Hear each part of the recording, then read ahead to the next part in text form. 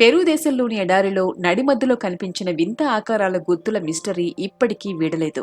వాటిలో కొన్ని జంతువుల ఆకారాలు కూడా కనిపించటం, పైగా ఆకాశం నుంచి మాత్రమే అవి కనిపించడంపై ఎప్పటి నుంచో పరిశోధకులు, శాస్త్రవేత్తలు బుర్రలు బద్దలు కొట్టుకుంటున్నారు. కానీ ఆ ఆకారాలను ఎవరు గీశారు, ఎందుకు గీశారో తెలియటం లేదు. ఎన్నో ఏళ్లైనా ఇప్పటికీ అవి చెక్కు చెదరలేదు. వీటిని మనుషులు గీయడం కుదరదని, ఏలియన్స్ గీసి ఉంటాయనే వాదన బలంగా వినిపిస్తోంది. దీంట్లో నిజమెంత? ఈ వింత గుర్తులు ఎక్కడున్నాయి, ఇవి ఏం చెబుతున్నాయి? ఈ విషయాలను ఈ వీడియోలో తెలుసుకుందాం. ఏలియన్స్ కాన్సెప్ట్ పై ఎన్నో డిబేట్లు జరిగాయి, ఇంకా జరుగుతూనే ఉన్నాయి. అప్పుడప్పుడు గ్రహాంతరవాసులు భూమిపైకి వచ్చి వెళుతుంటారని, తమ ఉనికిని తెలియచేసేందుకు కొన్ని సిగ్నల్స్ ఇస్తుంటారని కొందరు వాదిస్తుంటారు. ఇదంతా ట్రాష్ అని కొందరు కొట్టిపారేస్తే నిజమే అని ఇంకొందరు వాదిస్తారు. కానీ ఇప్పటికీ సైంటిఫిక్ గా ఏది నిజం అన్నది తేల్లేదు. చాలా సందర్భాల్లో చాలా మంది ఎగిరే పళ్ళేళ్లాంటివి కనిపించాయని చెప్పడం మరింత మిస్టరీగా మారింది. దీనిపై ప్రపంచవ్యాప్తంగా చర్చ జరుగుతున్న క్రమంలోనే అక్కడక్కడ కొన్ని విచిత్రమైన సంఘటనలు వెలుగులోకి వచ్చాయి. ఎవరూ లేని ఎడారి ప్రాంతంలో నడి మధ్యలో ఓ చోట అంతుబట్టని సింబల్స్ కనిపించాయి. ఇవి ఎవరు గీశారు, వాటి అర్థమేంటి అన్నది క్లారిటీ రాలేదు. కానీ ఇవి గీసి దాదాపు 2000 ఏళ్లు దాటినట్లు తెలుస్తోంది. అసలు ఎగ్జాక్ట్ గా ఈ సింబల్స్ ఏం చెబుతున్నాయన్నది సైంటిస్టులు ఎంత బుర్రల బద్దలు కొట్టుకుంటున్నా అర్థం కావటం లేదు.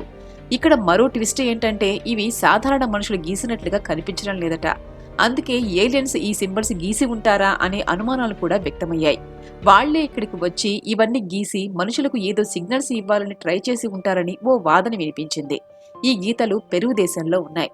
ఈ పెరు దేశం దక్షిణ అమెరికాలోని వాయువ్య భాగాన గల దేశం. ఇక్కడ మిగతా దేశాల కంటే విభిన్నమైన వాతావరణ పరిస్థితులుంటాయి. ఎప్పటికప్పుడు వాతావరణ పరిస్థితులు మారుతూ ఉంటాయి. ఇక ఆ దేశ ఎడారులను చూస్తే అందరూ ఫిదా అయిపోవాల్సిందే. అందుకే చాలా మంది పర్యాటకులు ఆ దేశంలోని ఎడారుల్ని చూసేందుకు వెళుతుంటారు. అయితే ఓ ఎడారి మాత్రం మిస్టరీలా ఉంటుంది. అదే పెరువియన్ ఎడారి. ఈ ఎడారినే నాజ్కా అని కూడా పిలుస్తారు. ప్రపంచంలోనే మనుషులు అసలు తిరగని ఎడారి ప్రాంతాల్లో ఈ నాజ్కా ఎడారి కూడా ఒకటి. ఆ ఎడారిలో ఉండే గీతలు రకరకాల ఆకారాల్లో ఉంటాయి. కొన్ని మనుషుల రూపంలో ఉంటే కొన్ని జంతువుల రూపంలో ఉంటాయి. అలా దాదాపు 900 ఆకారాలుంటాయి. ఇలా చెక్కిన ఆకారాలనే నాజ్కా లైన్స్ అని పిలుస్తారు.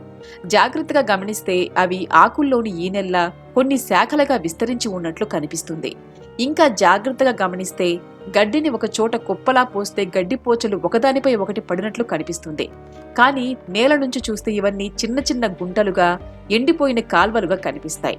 అక్కడక్కడ పడి ఉన్న నల్లటి రాళ్లు తొలగిస్తే వాటి కింద ఉన్న తెలుపు, పసుపు రంగులతో కూడిన గీతలు ఇలాంటివి మరికొన్ని కనిపించాయి. నాజ్కా లైన్స్ నిడివి దాదాపు 8 కిలోమీటర్లు ఉన్నట్లు శాస్త్రవేత్తలు లెక్కవేశారు. ఈ రేఖలు అక్కడక్కడ వంపులు తిరిగాయి. దాదాపుగా మైలుకు 10 అడుగుల వంపు ఉంటోంది. కొన్ని గీతలు ఆకాశం నుంచి చూస్తే తిమింగలాలుగా, పక్షులుగా, సాలిపురుగులుగా, మరికొన్ని పిల్లి, సాలీడు ఆకారంలో కనిపిస్తాయి. మరో ఇంట్రెస్టింగ్ విషయం ఏంటంటే ఈ ఒక్కో ఆర్ట్ ఎత్తు 121 అడుగులుగా ఉంది. అవి ఎంత పెద్దగా ఉన్నాయంటే నేలపై నిలబడి వాటిని గుర్తించడం కష్టం. ఆకాశం నుంచి చూస్తే మాత్రమే ఆకృతులుగా కనిపిస్తాయి. భూమి నుంచి 600 కిలోమీటర్ల పైనుంచి వీటిని క్లియర్ గా చూడొచ్చు. అంటే ఎంత పెద్దగా గీశారో అర్థం చేసుకోవచ్చు. నేల మీద నుంచి ఆ లైన్లు ఎండిపోయిన సన్నని లైన్లుగా కనిపిస్తాయి. వాటిని గీస్తే దేవుడైనా గీసుండాలి, లేదంటే దయ్యమైనా గీసుండాలి. మనుషుల వల్ల అయ్యే పని కాదు. ఎందుకంటే అవి అంత పెద్ద ఆకారాల్లో ఉంటాయి. అందుకే భూమి మీద నుంచి మనకు అర్థం కావు. మనుషులెవరు గీయకుండా మరి అవి ఎలా వచ్చాయి అన్నదే మిస్టరీగా మారింది. ఈ గీతలను మొదటిసారిగా 1927లో పెరువియన్ పురావస్తు శాస్త్రవేత్త టోర్బియో మెజియోకెస్పే కనుక్కున్నారు. ఆ తర్వాత 1930లలో విమాన ప్రయాణాలు పెరగడంతో ఈ రేఖలు అందరికీ తెలిసాయి. అప్పటి నుంచే వీటిపై పరిశోధనలు చేస్తున్నారు. దీనిపై రకరకాల థియరీలున్నాయి. ముందే ఎవరో పథకం వేసుకుని ముందు తరాల వారిని తికమక పెట్టేందుకే చాలా తెలివిగా ఈ 1300 చదరపు కిలోమీటర్ల కాన్వాసుపై ఒక పద్ధతి ప్రకారం ఈ రేఖలను గీశారే తప్ప వీటి వెనుక మర్మం ఏదీ లేదని కొంతమంది పరిశోధకులు అంటారు. నాజ్కా ప్రజలు ఆ కాలంలో అందుబాటులో ఉన్న వస్తువులతో గాల్లో ఎగిరే బెలూన్ తయారు చేసుకుని ఇలా ఎగురుతూ ఆనాటి ప్రజలు ఈ గీతలు గీశారని కొందరు అభిప్రాయపడ్డారు.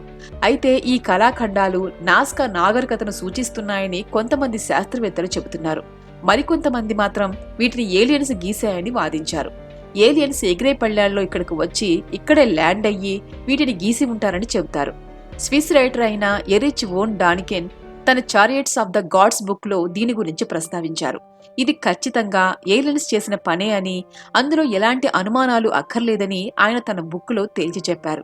కానీ సైంటిస్టులు మాత్రం దీన్ని ధృవీకరించడం లేదు. నాస్కా గీతల్లోని జామెట్రీ సిద్ధాంతాలను పరిశీలిస్తూ జర్మనీ గణిత శాస్త్రవేత్త మేరీ రిచి తన జీవితమంతా అక్కడే గడిపారు. ఆమె అధ్యయనం ప్రకారం ఈ గీతలు అంతరిక్ష క్యాలెండర్ లాంటివి. జాగ్రత్తగా గమనిస్తే అంతరిక్షంలోని నక్షత్రాల సమూహాలు, వాటి గమనాలను నాస్కా రేఖలు ప్రదర్శిస్తాయి. అంతేకాకుండా సూర్యోదయం, సూర్యాస్తమయం సమయాలను, గ్రహ గతులను సూచిస్తాయని మేరీ చెప్పారు. కొందరు ఎక్స్పర్ట్స్ మాత్రం పెరూలో ఒకప్పుడు ఇరిగేషన్ సిస్టమ్ను సూచించే షేప్స్ అయ్యుండొచ్చని ప్రాథమికంగా నిర్ధారించారు. అంటే నీటిపారుదలకు సంబంధించిన చిన్న చిన్న కాలువలు. దాదాపు 200 బీసీ, 600 ఏడీ కాలంలో ఈ ప్రాంతమంతా సర్పాల ఆకారాల్లో, అలాగే రాక్లైన్ రంధ్రాలతో ఒకప్పుడు కాలువలా ఉండేదని, అవన్నీ అండర్ గ్రౌండ్లో వాళ్లు తయారు చేసుకున్నారని, అవి ఇప్పుడు మనకు ఇలా కనిపిస్తున్నాయని చెబుతున్నారు. అప్పట్లోనే వాళ్లు వాటర్ రిసోర్స్ కోసం ఎలాంటి టెక్నాలజీతో వాటర్ వ్యవస్థను ఏర్పాటు చేశారు అన్నది శాస్త్రవేత్తల్ని ఆశ్చర్యపరుస్తోంది. భూమి లోపల కాలువలను తవ్వి వాటి ద్వారా నీటి సరఫరాను ఏర్పాటు చేసుకున్నారు. కార్కస్కు ఆకారంలో సొరంగాలు, అలాగే నీరు అందుబాటులో లేని ప్రదేశాలకు కూడా కాలువల ద్వారా నీటిని తరలించేవారట. నాస్కా ప్రాంతాల్లో పిక్యోస్ అనేది ముఖ్యమైన హైడ్రోలిక్ ప్రాజెక్ట్. ఇక్కడ సంవత్సరమంతా నీరు పారుతూ ఉంటుంది. ఈ నీటిని కేవలం వ్యవసాయానికే కాకుండా నీటిపారుదలకు, అలాగే దేశీయ అవసరాలకు కూడా వినియోగించేవాళ్లని శాస్త్రవేత్తలు చెబుతున్నారు. లోయ ప్రాంతాల్లో సాంద్ర వ్యవసాయానికి ఈ నీరును తరలించారని, ప్రపంచంలోని అన్ని ప్రాంతాలకు ఈ పిక్యోస్ వ్యవస్థ ఉపయోగపడే విధంగా రూపొందించారని తేల్చారు. సహకార సామాజిక వ్యవస్థ చాలా అద్భుతంగా పనిచేశాయని, అందువల్లే ఈ నాస్కా లైన్స్ ఇంత అద్భుతంగా ఇక్కడ కనిపిస్తున్నాయని వాళ్ళు చెబుతున్నారు. శాస్త్రవేత్తల పరిశోధనలో ఈ పిక్యోస్ వ్యవస్థ పాయింట్ను, అలాగే దాని లొకేషన్ను కూడా గుర్తించారు. దీన్ని బట్టి ఇది నాస్కా నాగరికతకు చెందిన అత్యాధునిక వాటర్ వ్యవస్థ. కొన్ని దశాబ్దాల క్రితం ప్రపంచమంతా ఈ లైన్లను వేయాలని బహుశా అప్పుడే అనుకుని ఉంటారని, ఆ దిశగానే వాళ్లు మనుగడ సాగించారని, ఇది ఒక్క నాస్కా నాగరికతకే సాధ్యమైందని ఆ గుర్తులను బట్టి తెలుస్తోంది. ఇలాంటి గీతలను కజకిస్తాన్లో కూడా కనుక్కున్నారు.